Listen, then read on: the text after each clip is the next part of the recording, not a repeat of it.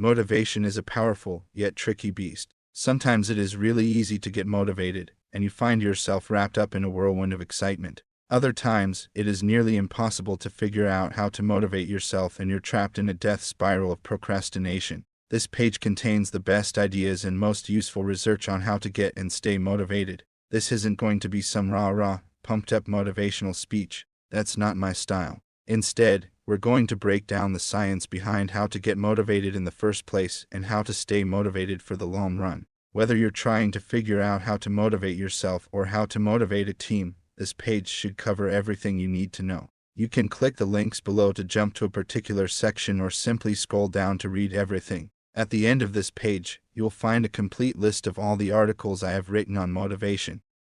Motivation. What it is and how it works. Scientists define motivation as your general willingness to do something. It is the set of psychological forces that compel you to take action. That's nice and all, but I think we can come up with a more useful definition of motivation. What is motivation? So what is motivation exactly? The author Steven Pressfield has a great line in his book, The War of Art, which I think gets at the core of motivation. To paraphrase Pressfield, at some point, the pain of not doing it becomes greater than the pain of doing it. In other words, at some point, it is easier to change than to stay the same. It is easier to take action and feel insecure at the gym than to sit still and experience self-loathing on the couch. It is easier to feel awkward while making the sales call than to feel disappointed about your dwindling bank account.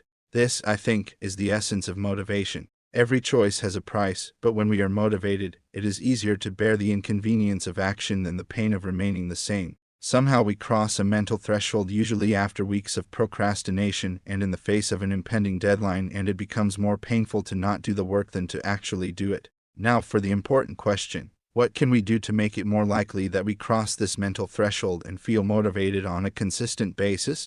Common misconceptions about motivation. One of the most surprising things about motivation is that it often comes after starting a new behavior, not before. We have this common misconception that motivation arrives as a result of passively consuming a motivational video or reading an inspirational book. However, active inspiration can be a far more powerful motivator. Motivation is often the result of action, not the cause of it. Getting started, even in very small ways, is a form of active inspiration that naturally produces momentum. I like to refer to this effect as the physics of productivity because this is basically Newton's first law applied to habit formation. Objects in motion tend to stay in motion. Once a task has begun, it is easier to continue moving it forward. You don't need much motivation once you've started a behavior. Nearly all of the friction in a task is at the beginning. After you start, progress occurs more naturally. In other words, it is often easier to finish a task than it was to start it in the first place. Thus, one of the keys to getting motivated is to make it easy to start. How to get motivated and take action. Many people struggle to find the motivation they need to achieve the goals they want because they are wasting too much time and energy on other parts of the process. If you want to make it easy to find motivation and get started, then it helps to automate the early stages of your behavior. Schedule your motivation. During a conversation about writing, my friend Sarah Peck looked at me and said, "A lot of people never get around to writing because they are always wondering when they are going to write next."